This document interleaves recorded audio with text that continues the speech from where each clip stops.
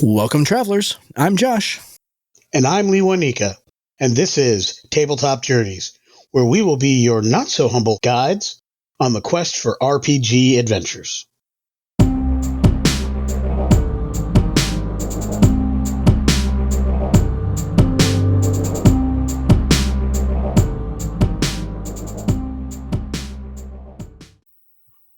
All right, welcome everybody to tonight's episode of Tabletop Journeys. Very excited to have a longtime friend of the show and our guest on tonight's episode on once again. But before we bring him in, Lee Wanika, nice to see you over there. How are things down in the beautiful state of Connecticut? I see you repping the Drinking and Dragons shirt there.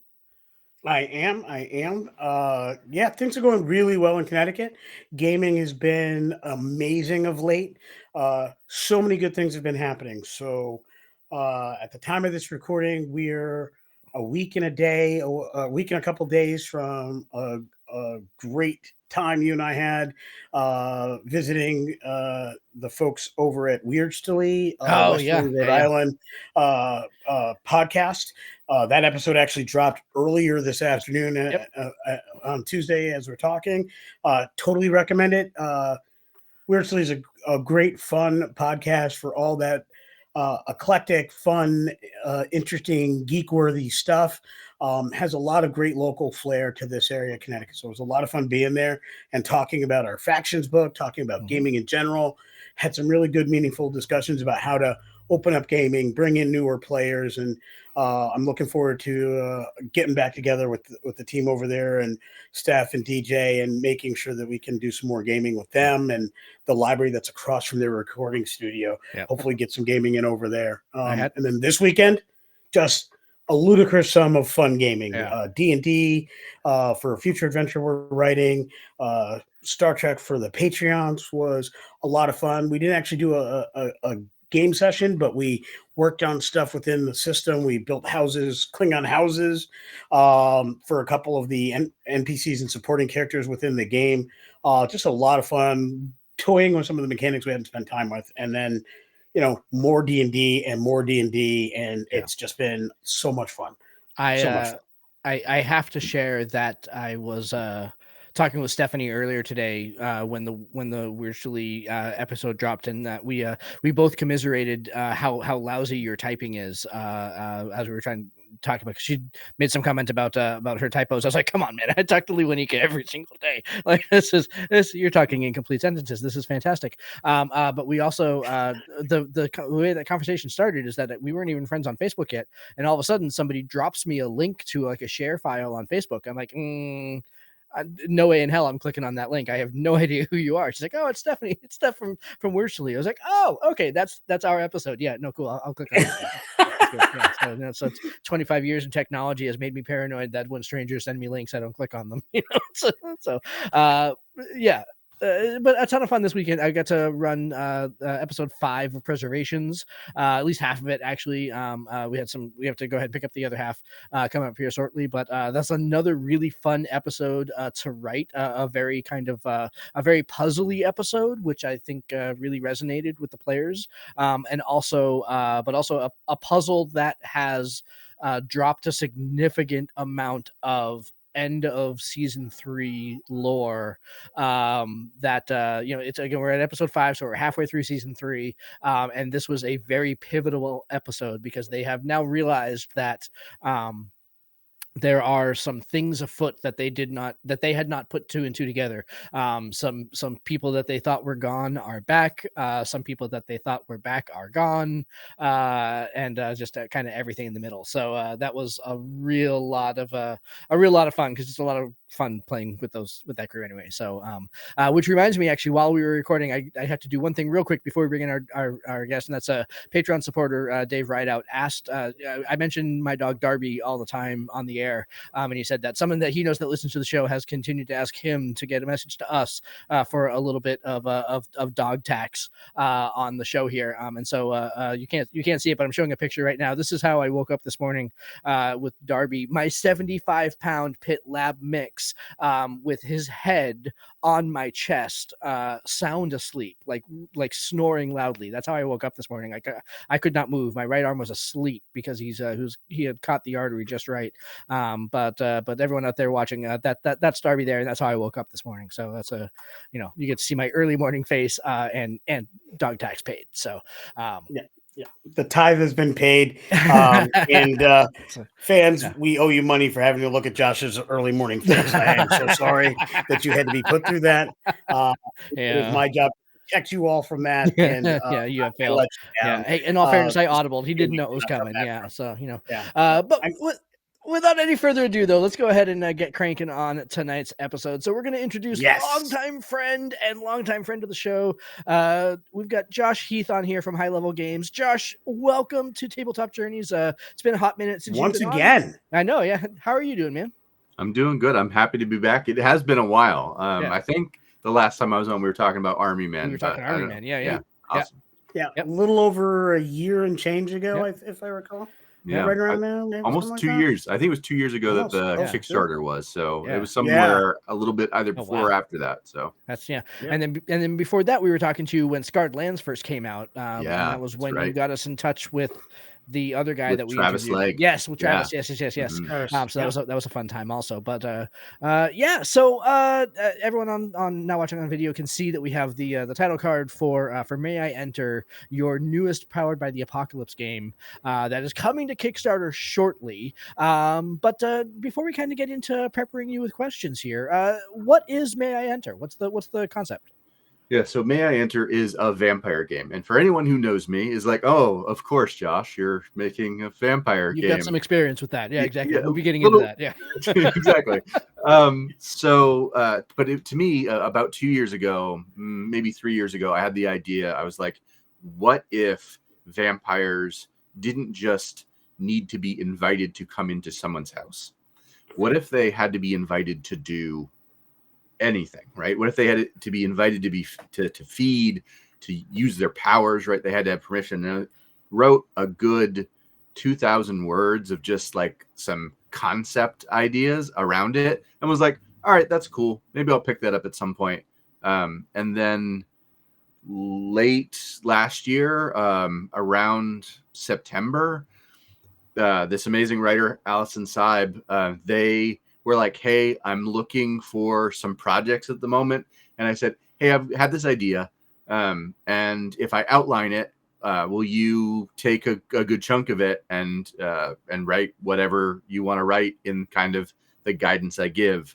And that's kind of how we got here, is they took my outline and wrote way more than I expected, in that, I mean that in a really good way. And then we guided and shaped it to a degree that I was like, this is exactly the game that I was hoping for it to be. So I absolutely love that. So obviously, as a fan of Star Trek Adventures, I am extraordinarily familiar with Allison and their work, and their work with Al Spader. I've chatted with Allison on numerous occasions on the various TTRPG sites and groups. So I'm a big follower of their work. And when I heard just when you first started putting it out to previous backers that this was a collab with Allison, I was like, oh, goody. Yeah. One of my favorite human beings on the planet working with one of my favorite TTRPG writers. What else could possibly go right? I mean, This is the pinnacle of what I've been looking for. Yeah. So psyched. When you do speak with Allison again, please give them a heartfelt hello and thank you for all that they do. Really, I talk about Allison every time I run a Star Trek Adventures game. Their safety tools at the front end of Al's Klingon Federation book is in my opinion, the best, clearest, most concise, and most adequate safety tools page that you can do. I use that for all my games, whether it's STA or not. And I always cite their name because it was just thousands of people do them. Yeah. That was done exceptionally well. Yeah. And so that's the kind of work that you're bringing to this project. I was like all in from the rep. Yeah. Well, you might as well, Lou and Nico, you might as well carry on. I mean, go ahead and why don't you dive into your first question for the night? No. That was my first diatribe. You get Right. the first Yeah, question. and go down and get some food. I'm gonna have dinner, Yeah, and you then, know, in a half an hour I'll be back or so. Strap in, this roller coaster's Yeah. going places, baby. So, no, you're not gonna do that. No. I said I got the first diatribe. You get the first question. All right. I said it. I meant it, baby. All right. Well, then I'll start right from the very. So obviously, Josh, we met you way back in our Mind's Eye Theater vampire LARP days, and so for folks that maybe have not heard any of our interviews talking about that previously, why don't you dive into a little bit about your history specifically around vampire games and kind of where May I Enter came? What kind of how did it come about, considering where your history was? Yeah. I'll start at the beginning. 2 hours later, we'll finish up the episode here. So one question show. Right. So I was 15, and I had gotten into role-playing games through Robotech. But the guy who introduced me to Robotech was like, hey, there's this thing at the local college called a LARP. I had no idea what that was. But he's like, you dress up and you pretend to be a vampire. And I'm like, I'm in. That sounds like my jam, right? And from there, I got massively into LARPing, right? Like I LARPed in multiple states, multiple times a week. My graduation from high school, I literally ran off stage to go play in a LARP with you guys in Maine that day. That's like awesome. I was like, I don't care about graduation. I actually think I remember that. Like, I think I remember saying, seriously, dude? Yeah. Like, no lockdown party, nothing? No, LARP. That's the only thing that mattered. The ultimate lockdown party. Yeah. Right. And so, yeah, so like Vampire the Masquerade and the World of Darkness was the game system of choice, right? Like I ran a bunch of games. I ran my Wild West game that you guys, I think you both played in that. Yep. And then Glasswalker, if I recall. That's right. Yes. Yeah. Man, that had anyway. We don't want to talk about that game too much in depth, but it had its challenges, but it was fun. It did. But yeah, so I ran a whole bunch of Vampire, and I was super into it, right? And then I kept playing World of Darkness stuff while I was in the Army. You know, that happened after our time hanging out together. And then I got out of the Army and out of school, and actually got into working in the industry and working with people who worked for the newest iteration of White Wolf. And while I never have officially worked on a Vampire the Masquerade project, I have produced the most amount of Vampire the Masquerade community content products on the Storyteller's Vault. Wow. I think if you went book by book, my name is in more books than anybody else on the vault at the moment. And I don't say that to brag. I totally was in a manic mode and was writing way more than is healthy about vampires, right? So I have been deeply, intimately tied with the World of Darkness for so long. But then I got to a point where I got uncomfortable with the underlying problem for me with vampires being that they steal blood from people, right? And I don't want to belabor the point, but that started to make me physically uncomfortable, right? It felt too much like a sexual assault metaphor for me. And not to say that that's true for other people who play vampire. I don't have a problem with people who do. To me, that felt uncomfortable, right? So that's kind of where I got to with this, is that I still love all of the ideas in Vampire the Masquerade, but what if that core problem wasn't there? What would that look like, right? How would the world look? What would vampires look like in that world? And that was the underlying idea that I wanted to tease out in this game. I love it. Go ahead. Yeah. I was going to say, I really like that, because when I started LARPing, the first character I played was a Sabbat, and I played Sabbat more than I ever played Camarilla. Totally. So when I started, it was very clear to me that I am playing the bad guy. There was no, you're the anti-hero. I was always the bad guy. And it didn't matter if we were in a Sabbat game, the characters I played were the bad guys of the bad guys. We were the ones that bad guys looked under their bed for and called mommy to check and turn on the lights for. I had no problem because in my head, I'm like, I could play this because I'm an actor playing the role of the villain of the story. Somebody else is the hero. The goal is for other people to defeat me. Totally. It is not for me to win. That's how I played that character. When I wanted to play the good guy, I tended to play Guru or Mage, or I played a ghoul or something who was not the monster. Or I played the person who hated being the monster and was railing against that. I had to kind of square that circle in my head. So I've always been right where you are, where you got to with this.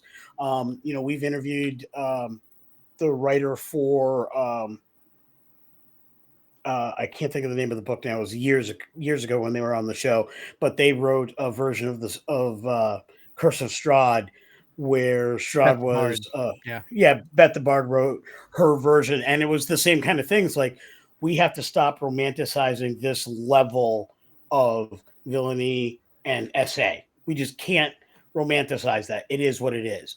You can say somebody got turned into a monster and they can't control themselves, but you can't romanticize that issue.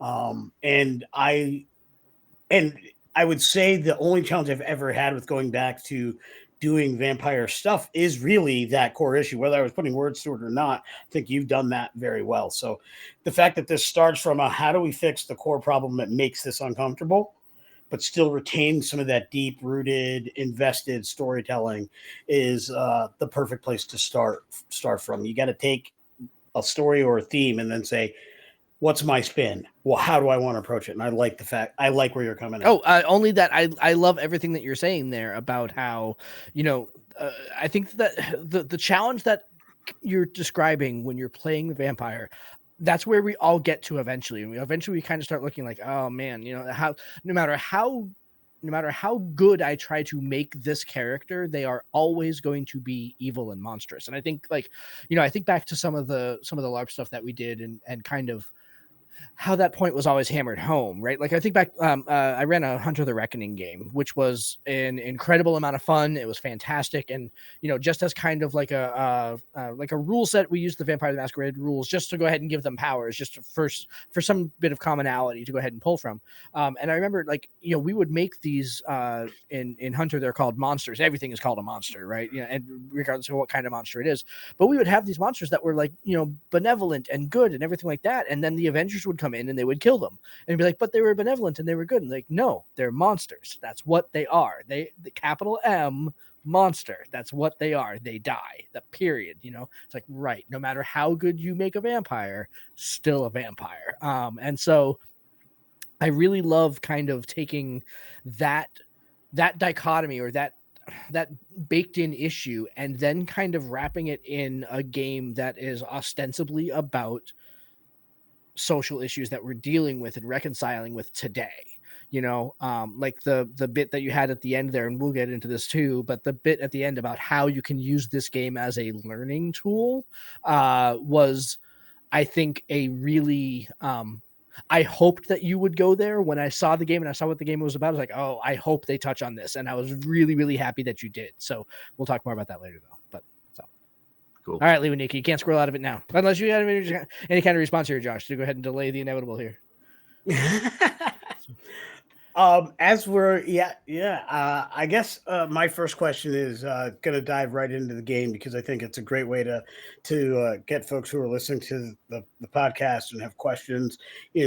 What separates this from the other game. The big thing is the thematic issues we just discussed. Secondarily, I wanted to talk about the concepts, the respect concepts, what the vampires have to ask for in order to be able to do anything. I was hoping you could kind of expand on that for the audience and kind of give them a heads up on why vampires from this game are not vampires from other games.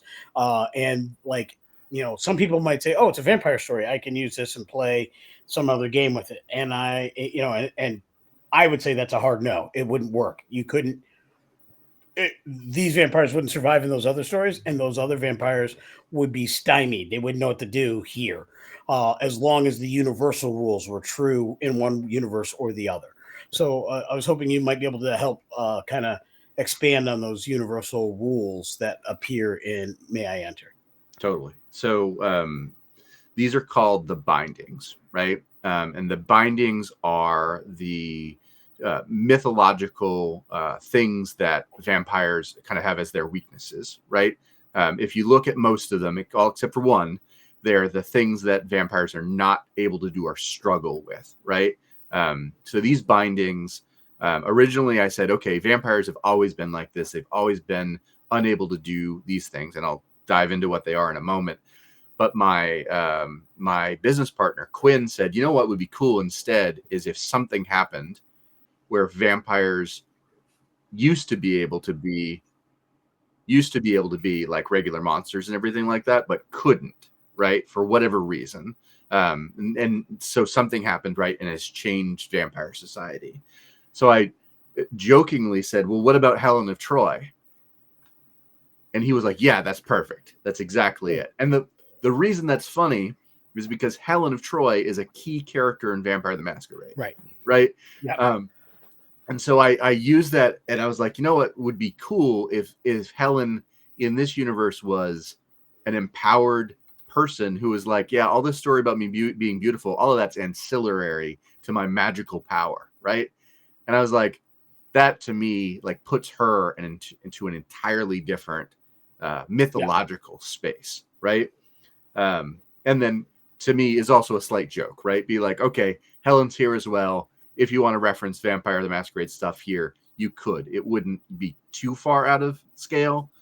So anyway, the bindings are this basic list of like vampires can't go out in the sunlight, right? They have to be invited to enter into a space.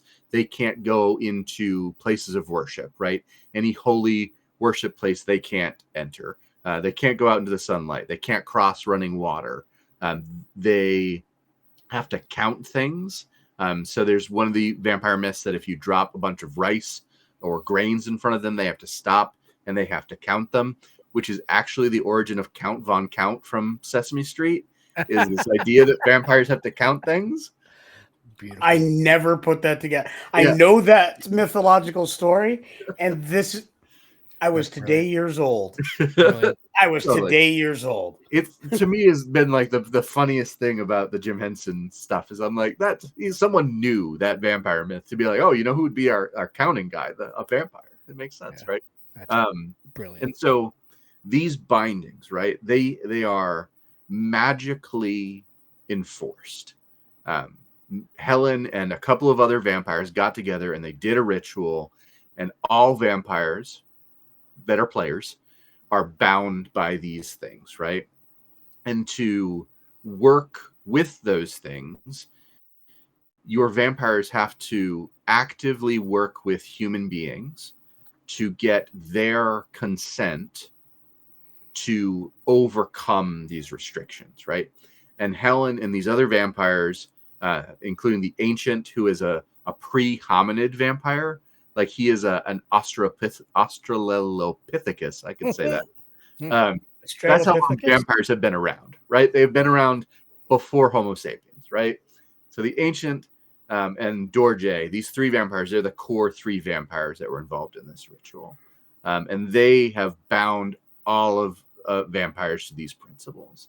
And you have to work with human beings to get their approval to kind of not necessarily get rid of the bindings, but work around them, right? So you have to get consent to feed. You have to build a relationship. This person has to actively, truly, non-coercively consent to being fed on, which means you're probably going to have to tell them, I'm a vampire.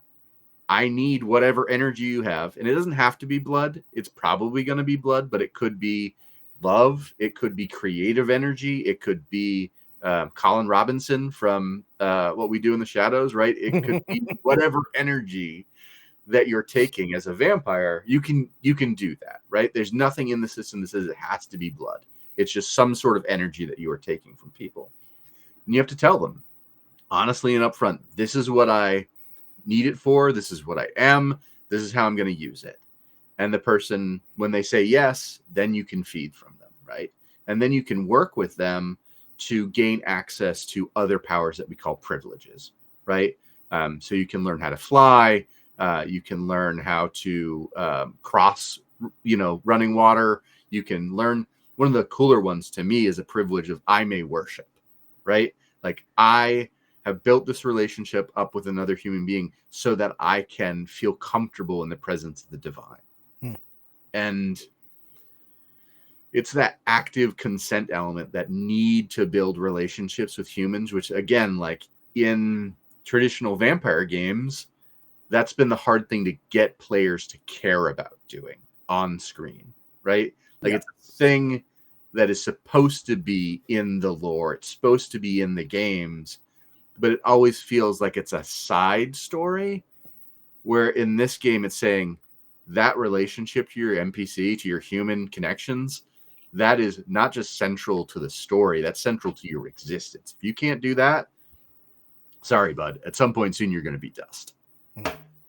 That's just fantastic. I mean, the privileges in general, I think, are really, really smartly written, because they all kind of have that, like, by name, that format where it's like, I may do a thing. Now that I have done that thing, I may now do a thing. It is X, therefore Y, right? The X is the consenting transfer of energy, and then the Y is now I may go ahead and do this thing. And I think that it's just a really vampire games, I think, to go ahead and make sense, or at least to kind of exist in the ethos, need to have like an internal elegance to them. And that is a really interesting, elegant way of phrasing how a vampire gains power based on the energy transfers, that they may now do this thing. And almost kind of like reflects the consent bit, right? Like they don't have to worship, they don't have to conceal, they don't have to do any of these things, but they can if it's appropriate at the time and they wish to. It's a really, really interesting, it's a really kind of brilliant way of putting it together. So yeah, I loved this book, by the way. So if that has not come across, I freaking loved this book. You touched on something there when you kind of brought it back to and again, not as digs, but as contrasting with Vampire the Masquerade, the White Wolf, and specifically Mind's Eye Theater game. When I first approached it, I was thinking, this vampire thing has got to be the greatest social kind of game at all. As a person who loves political intrigue, loves the machinations, like I was a fan of LA Law back in the 80s. I was a fan of any of these big business style daytime or evening soaps. I love the wheeling and dealing elements of it. I love shows like The Tudors and all of it like that. Those are my jams. Josh is always talking about how I love to build in the political intrigue.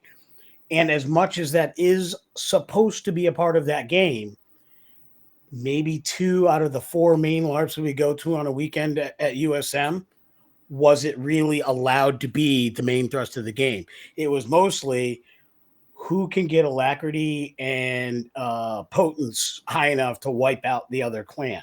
Yeah. And if you were able to get with a group of folks who wanted to play the intrigue game and were allowed by storyteller fiat or machinations to do so, your group so dominated that everybody was like angry and didn't want to play the game anymore because they didn't realize that's what the game is supposed to be about. And I think about the Tremere that we ran in Bob Aslin's game in Augusta. I think about Sheldon and myself doing mummies in Darkness or in the Dark Carpathia. Dark Carpathia. Yeah. The challenges that I had when I ran my werewolf game, Legends of Power, versus the successes I had with Shadows of Power. It was all because it was trying to do more with that and more with influence, and I wanted to bring that to the fore. But people were really focused on, I got a rock, paper, scissors right now. Yeah. And so, I really like the fact that, let's force is a bad word. Let's reinforce that connection, the social element, the communication element of the game, and get to what was always supposed to be the core of this. It was about the give and take. It was not about the take. Yeah. Yep. Exactly. It's why the Ventru were the best clan, because they could go ahead and it could out social anything. That's why Ventru were always princes. Yeah. That's why Ventru were always princes. Is because they could go ahead and the Brujah could get as angry as they want, and the Gangrel could get as uppity as they want, but go ahead and and get the prince with presence and majesty. Like, it's just not going to happen. So and that's why, is because they can go ahead and take the bullets out of any gun. So, Yep. So I'm going to go ahead and go a little bit. So first of all, wonderful kind of tear down of the mechanics in there. I love that. And I keep saying this, but I want to talk about the mechanics a little bit more in a little bit here, but I want to talk first in general about the whole concept behind writing this on Powered by the Apocalypse. I think that there were a lot of different directions that you could have gone with this type of game.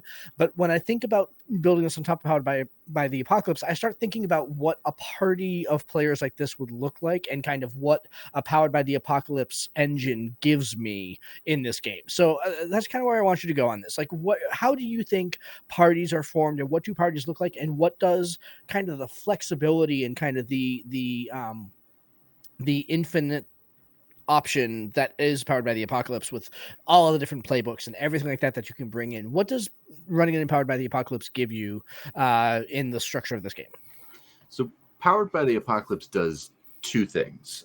It allows you mechanically to create the exact experience you want your players to have. As a system, it is so capable of being bespoke that every Powered by the Apocalypse game really is different, right? Your Avatar is nowhere near like Apocalypse World, right? It's nowhere near like Dungeon World. It's nowhere near like The Crown and the Unspeakable Horror, right? Like I could go on. Like, every game feels different because the mechanics are designed, the playbooks are designed for the specific experience you are trying to hope that your players can get to, right? Unlike what I'll call more generalized systems that are designed to tell and work in different ways for the player and the narrator, GM, whatever you want to call them, storyteller, right? I'm fine with both of those styles of games, right? Having a bespoke experience that speaks to the specific thing you're looking for, or the generalized sort of game system. But for me, I wanted this game, and Allison and I both agreed that we wanted this game to tell a very specific story, right? And we wanted the experience that each player had, the playbooks, to be vampire tropes, right? We wanted them to be tropes because people coming into this have experience with the vampire genre, almost assuredly. They've seen a movie, at least a dozen probably, of vampires, right? They've read Dracula, they've played Vampire the Masquerade, or they've watched some sort of TV show with a vampire in it, right? And they have these ideas of the types of vampires they'd like to see. And the playbooks are that, right? They are all, in one form or another, a vampire trope. But again, because we're kind of undermining the tropes, the trope that you are playing, you have to kind of reevaluate how that trope would exist in this world, right? One of our playbooks is the creep. And the creep is supposed to be your Nosferatu, right? While not explicitly stated to be that, right? Everything about them is the classic Nosferatu style character. And I mean that in a Vampire the Masquerade sense, and I mean that in a Nosferatu the movie sense. Yeah, kind right? of like the bestial vampire kind of thing. Yeah. Exactly. Jeff Kober to the extreme. Yeah. Exactly. And so the Nosferatu, the creep, you would go, okay, well, I'm clearly a monster, right? But yeah, you're a monster that still has to build these relationships with human beings and still has to tell them who you are and what you want from them. And so how are you going to be the Nosferatu who isn't this malevolent creature stealing from people, right? Now you are a monster that has to build these connections with people make them real and make them really trust you. How, like, build real trust with these people to be able to feed and continue existing, right? And each of the playbooks is set up like that, right? We've got the kid, the Riz, the archivist, and I'm gonna forget them, but we got the kid, the Riz, the archivist, the shiner, the creep, and the vamp, right? Yeah. Yeah, and the vamp is like your classic Dracula style vampire. The shiner is kind of our joke towards Twilight, like nice. Yeah, it is. Yeah. And then the Riz is your Anne Rice vampire, right? Your Louis or your Lestat, and the kid is your Lost Boys vampire, right? But all of them ultimately are undermining a trope. And the archivist is really your Beckett from Vampire the Masquerade, right? That was the trope that I was, that and the Rudolph Van Richten or the Van Helsing, right, type of character who may not be a vampire in the classic genres, but clearly vampires in this world would have these archaeologists, right? I want to talk about the vaults at some point, but there would be someone who would be an expert in that, like, deep lore and all of these ancient artifacts, right? So those tropes kind of like, they set the stage for how the mechanics work, right? How the playbooks help you tell a story that just kind of sort of flows into each of the sessions.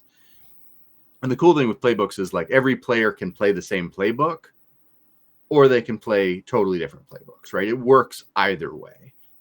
Each of the playbooks has specific privileges that are attached to them, but every player is going to choose different privileges to focus on, and that's going to give you a different experience at the table. It's awesome. I love that explanation, because as you were talking about the creep, and I mentioned Jeff Kober, who played the Nosferatu in Kindred the Embrace, the 13-episode show that was not wonderful for a lot of reasons, but is so core to my heart that I was very angry and still remain angry that it ended after 13 episodes, because it did so many things so very well. And all I was thinking about is how Jeff Kober's character, and I may be forgetting a lot of the specifics, but did have somebody that they dealt with, and he was so very tender with that person. And then I think about, when I look at some of the older clips of the original Nosferatu film, or even William Dafoe's version of that, where Count Orloff was actually attempting, though it was creepy as F, to be tender with the woman in that story. But there was an attempt to kind of be gentle with that one, like spare her the horror and control the impulses that was there. And if I recall correctly, that didn't work well, but there was the attempt, right? And so if you take that and put it into a world where you don't survive unless you get that under control, and you can't do anything even if you didn't, what does that leave you with? And I'm thinking that's actually the character that, as horrible as they are, would have to be the nicest one. You'd have to create that Beauty and the Beast, Ron Perlman, Linda, Linda Hamilton relationship, because you could not survive otherwise. They would have all died if they weren't that gentle. Somebody else can just look pretty and smile and be in high school for 18 generations. Somebody like that, they can't just hang out in high school. Right. At best, they get to put on a mask and work at Chuck E. Cheese. You know? Yep. Fantastic. And the night shift at that, where no kids are actually there. Right. So, all right, Lunica, it's your question, sir. So, getting into the game flow of it, because our audience is very eclectic. We play a lot. They play a lot of games. We've detailed a lot of games. We have done a fair amount of Powered by the Apocalypse, but we're always getting new audience members. I go to conventions where people have not tried different things all the time. So, looking at the game flow that you have in Chapter 3, how would you describe that to our audience? Like, brand new player just needs to get a basic treatise on this is how the game flow might go, because it's going to be vastly different than D&D. How would you describe that? So the interesting thing, and this was a mix of ideas that Allison and I and my business partner Quinn kind of passed around, that we kind of finally worked into this final idea. We did want this game to be accessible to people who are coming from a D&D background, right? And particularly a bit of like old school Renaissance Morkborgy style background, right? People that have done a little bit of dungeon crawling in one form or another. And it's people who are familiar with what we've been talking about, like things like Vampire the Masquerade, be like, what do you mean? But people come into role playing through that as kind of their basic medium, right? And so when they start to filter out, they're usually looking for a different experience, but they're also, when they have something that feels similar to D&D at least at the outset, they're usually a little bit more comfortable trying it, right? So in May I Enter, we have these things called the vaults, right? And these vaults are remnants of an ancient vampire civilization. I mentioned, pre-hominid vampires, right? Like vampires have been around a real long time, right? And at one point, there was a massive civilization of them. And they've left behind these vaults that allow you to do a mix of dungeon crawling and exploring with the more political night-to-night interactions that you would have these vampires do. So these vampires are ostensibly trying to make the world a better place, right? That is one of their goals. That is one of the goals of the binding, was to force vampires to curb their bestial natures and try and look at what if we could construct something like these ancient civilizations again. And so as a player, right, you are looking at your city, trying to figure out what it is you want to make better, while exploring these vaults to pull out these pieces of this ancient vampire civilization and utilize them, or save them at least, from other evil supernaturals that are out there, as well as this mix of the politicking and the relationship building and all of those things that you would do in a more traditional vampire game. I don't know if I answered your question well, but there's a lot there, because there's a lot of different layers that you can lean on in a session. Yeah. Because the thing I've found that players really like is a mix of different opportunities, right? Like it's great to have a session where you're like, we're gonna have a fetch quest this session, right? Or this session we're going to have a vampire court scenario, or this session we're going to have a session where we're just getting to know, your human NPCs that you have these relationships with.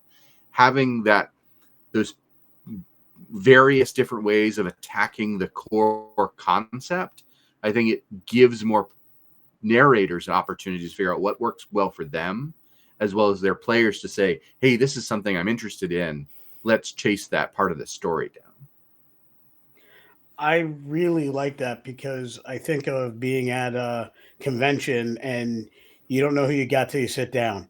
So all you need is a good opening scenario, whether it be a collaborative world building kind of opening or whatever, that opening scenario where they talk about their character. You might have handed them a pre-gen, and with Power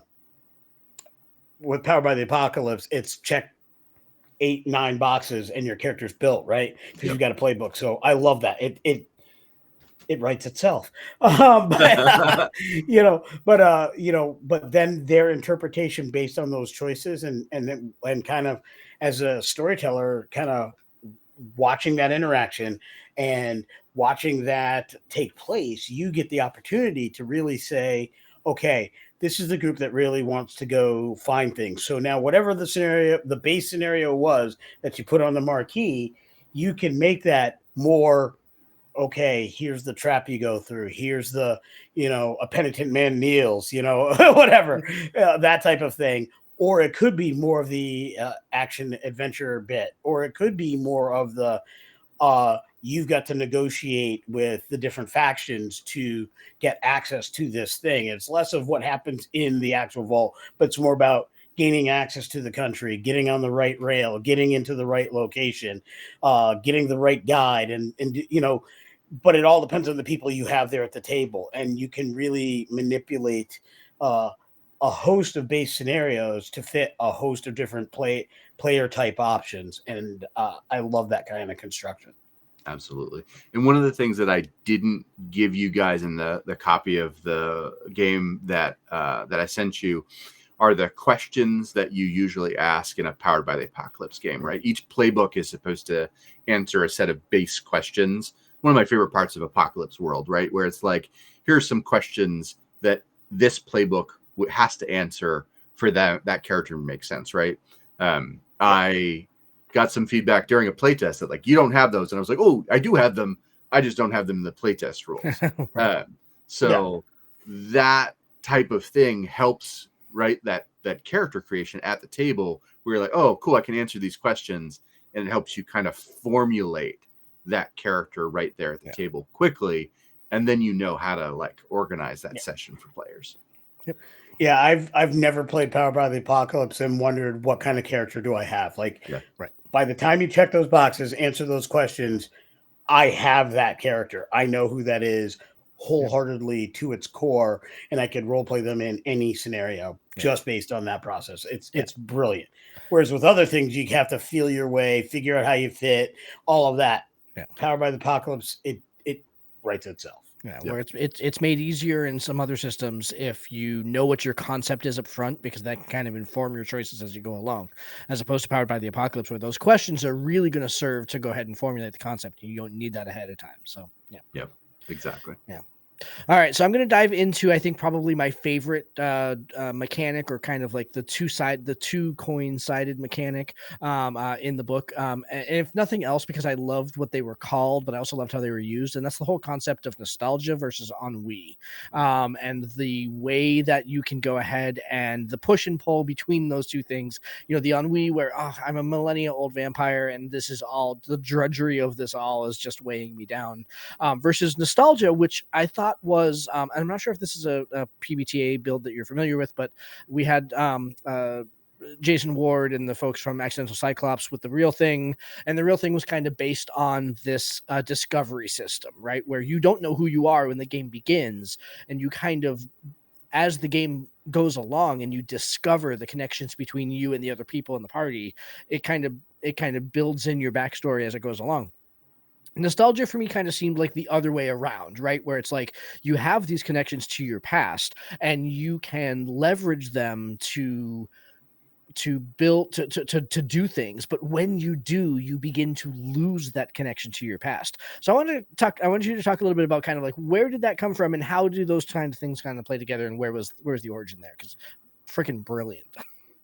Yeah. So this started with a conversation between Alice and I, where we're like, I was like, I want something that a vampire stops and goes, 300 years ago in France, right? that somehow, like, and I stole that from 1,000-Year-Old Vampire, right? Yeah. Like those prompts in 1,000-Year-Old Vampire are amazing. And said, okay, well, how can we cause players to do that thing, right? Where they stop and go, this thing, and maybe run a scene, right? That is set in that memory. That is like, this is relevant to the situation at hand, where I mark off a nostalgia, I gain this benefit, but that scene is the important part, right? That scene is the thing. And so we went back and forth a little bit on the mechanics, and Allison was like, I think I got it, and gave me that set of rules. And I was like, this is 100% it, right? And then we dug into it a little bit more with the downtime moves, right? We have the regular moves, and Powered by the Apocalypse has moves or actions that you do that kind of describe the fiction of what you're doing. And then we have these moves that happen in downtime only. And that's when you really can be like, when I'm blue booking, when I'm writing about this later, or when I'm talking to the storyteller, like, this is what my character did between sessions. that's when you can really pull on those memories in particular and tie them into the overall narrative of the story, right? This to me, like the way Allison built all of these pieces to interlock with one another, it's played so beautifully at the table. And I have a play group in Istanbul right now playtesting this. And they're like, at first they were like, we don't want to do downtime moves. We don't really get this. And then like a session into there, they're like, oh, now I get it. Now I get what the value of this is, what the storytelling value as well as the character value of this is. I think in a one shot you wouldn't feel it as much, right? But when you're actually doing a chronicle of this, that's when it's like, oh yeah, pulling out those pieces of connection to people as well as these memories of working with other vampires. Yeah, all of that is so incredibly important to that overall storytelling. Yep. Yeah, it's fantastic. I love it. I love it. And I go back to a favorite sitcom for my wife and her two best friends. And all I think of is Sophia. Picture it, Sicily, 1943. Exactly. and I now want us to do a game where we each build a character based on one of the Golden Girls. Oh man. And run that. And I need that in my existence. May I enter build with the Golden Girls? Like, yeah, my good. goodness. So okay. And I'm torn because I don't know if I want to play Rose or if I want to play Sophia. I'm pretty sure it's Sophia. So you got Blanche that's clear. We got to flesh this out. Okay, so you got Blanche that's clearly the Riz in that situation. You've got Sophia who's probably the archivist in that kind of situation. Yeah. You've got Blanche who's maybe no. You said Blanche was the Riz. Right? Oh yeah. So, Rose. Rose, Rose, yeah, and she's probably the kid, and then Dorothy, and then Dorothy, who Rose is the kid.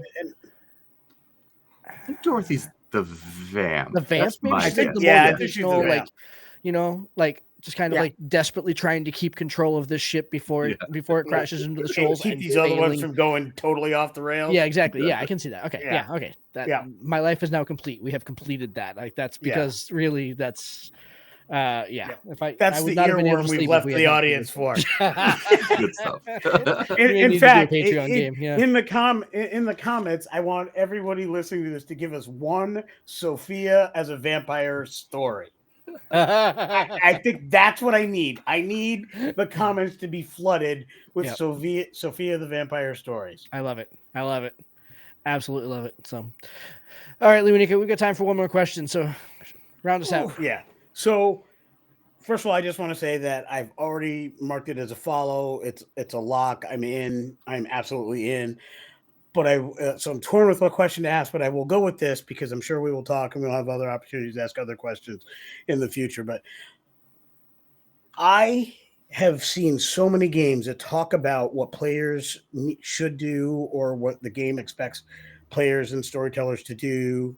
Player responsibilities is what it's listed here. But I don't think I've ever seen it quite as comprehensive as this.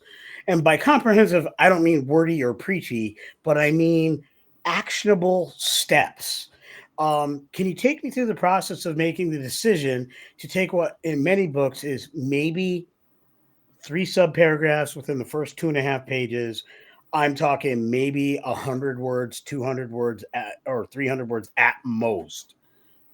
Because they feel obligated to do it, not because they put any weight or merit behind it, into the way you phrased it here. When you look at the player responsibilities and the things that you're saying, in order to get the most out of this game, here are some of the things you should consider. Yeah. So when I pitched this game to Allison, I said, this is a game that has to at least support the idea of teaching people what active consent actually looks like. And they took that and their experience writing good safety rules and writing good explanations of how it's good for players, things that players should consider particularly when you're playing with things that are potentially adult, tough, whatever word we want to use for those things, right? That we have to do them a little bit better. And in this game in particular, we're like, you're having to explicitly tell people what you want. And that's not easy, right? We have a whole society built around not doing that, right? Yeah. And so we worked on that segment with the goal of saying we have to have players really understand that you're doing this because your character has to, but you're probably learning something from this, and it's going to be uncomfortable. I ran a playtest recently where one of the players was very intent on feeding. They had run out of all their feed tokens, and they were badgering their NPC. And she said no. And the player looked at me, got a little flustered, and I'm like, she's not consenting. There is no way you can feed from her. And the player got a little like frustrated, but every other person at the table smiled and nodded, and there were like thumbs up immediately after that moment, because they were like, exactly, that is exactly the thing that this hinges on, right? The sense of, if someone is truly not consenting, that's the end of it. That is the end of the line for you. And so that segment is there to help players be comfortable with that, right? And be comfortable going, sometimes this is going to be hard. Sometimes you're going to feel a little awkward. Sometimes you're going to struggle with this concept, right? And with the horror inherent in this setting, but you're doing it for a good reason, right? And you're going to gain something good by going through that experience at the table. And for the narrator, right, I really want them to know, like, it's okay for an NPC to hard lock no, because that's the end, right? Hard lock no. Don't let them be talked into a thing, because if that coercion is not consent. And I know I wrote like a chunk of section in there about that, right? Coercion is not consent. And it's important, right? Because you're a vampire that has to truly have someone go, yep, I'm cool with that. And if it's coerced, that's not real. And magically, it won't happen. You will not be able to do it.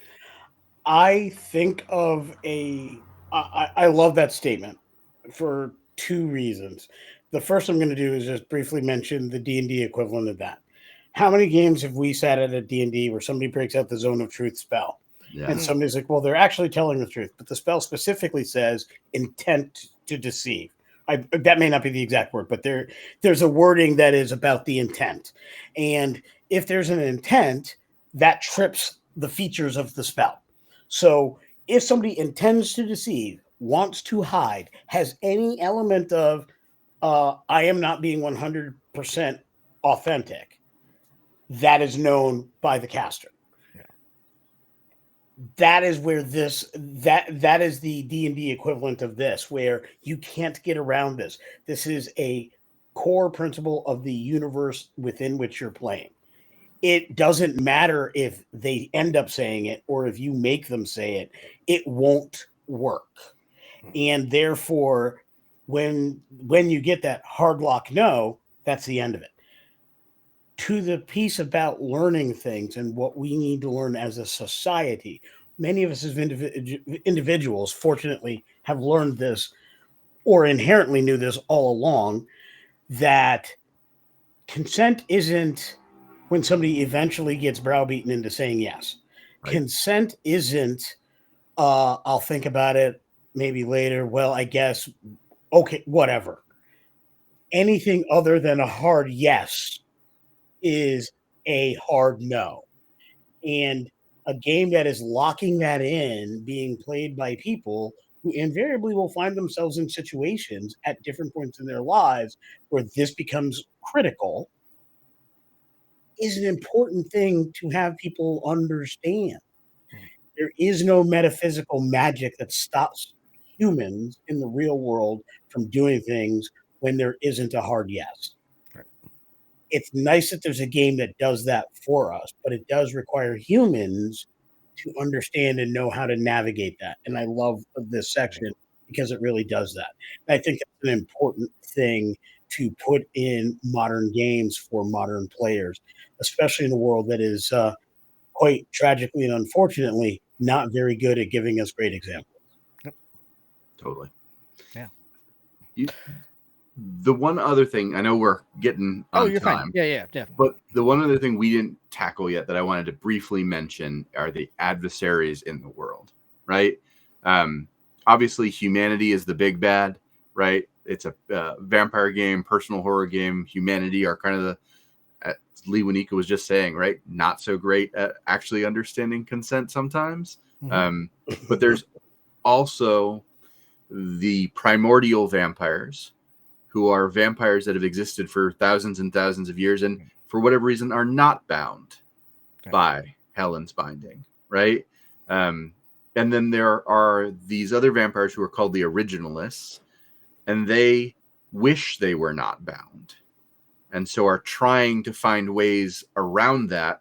Ultimately, they're going to fail, right? Because they are bound and there's no way around it. But they're evil and they're not player options because they're trying to find ways around it, right? And then you've got the Fae, who are my favorite villains in this. I've used in every playtest because they probably have the same root source as the vampires. And as written, they are somewhat, not always antagonists to vampires, but they want the vaults. They want what's in the vaults because they view them as theirs. Even though supposedly these are ancient vampire vaults, these Fae beings see that as their heritage, that they should have. And that is often a thing that players are going to encounter and have to work through as well. Right. So one of those neat, little tendrils of things that I think is cool in there. But there are no werewolves at all in the world. That's fine. I can be okay with that because you put them in and then, they have to be our villain because people will just go there whether it needs to be that way or not. And making the Fae an adversary definitely that's a lot of paint over bad carpentry. So that's But that's a horrible analogy because this is not bad carpentry at all. But you get what I mean. Like the Fae as an adversary is a nice cherry on the top of the sundae. How's that? I love Fae as enemies because great. Yeah. I mean, in traditional folklore, they are not nice, right? But we have Disneyfied Fae significantly. And really, I had almost forgotten that, even though I knew some of the older folk stories, because I too had been Disneyfied until we started playing Fae. And then you start hearing about the Red Caps, and then you start reading the Red about Caps other and things. And you start looking at games like Vaesen and other sources like that, and you're like, no, they're really bad. And I've used them pretty consistently at villains at my tables in various worldscapes for exactly that reason. Because they make great villains and they're alien in nature for a whole host of reasons. So I love the fact that they are the thrust and not spirits of Gaia. All right, Josh Heath from High Level Games. First of all, thank you very much for coming on again to go ahead and talk about May I Enter, and where can folks find the Kickstarter campaign, and how can they connect with this and be following it so that they'll know when it goes live? Yeah, so there's going to be the link probably in the doobly show notes for sure. But if you look up May I Enter on Kickstarter, you will be able to find it. Right now, probably when this episode goes out, you will just have to follow the campaign, but it will be coming out very shortly, sometime between May 31st and June 6th is the plan. I actually got everything completed earlier this week, so it's ready to go. So I might drop it on the 31st, but we'll see. It'll be sometime within that time frame. Nice.